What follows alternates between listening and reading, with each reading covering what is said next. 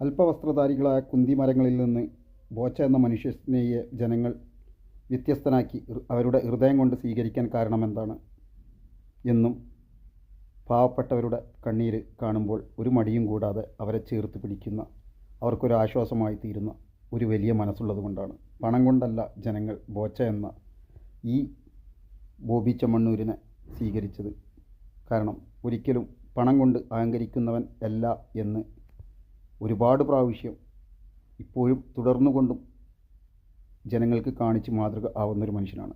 ഇനി ചില അല്പവസ്ത്രധാരികളായ കുന്തിമരങ്ങളുടെ പരാതിയിൽ ഇദ്ദേഹത്തെ അകത്തിട്ടപ്പോഴും അദ്ദേഹത്തിൻ്റെ പണത്തിൻ്റെ സ്വാധീനം അവിടെ ഉപയോഗിച്ചിട്ടില്ല.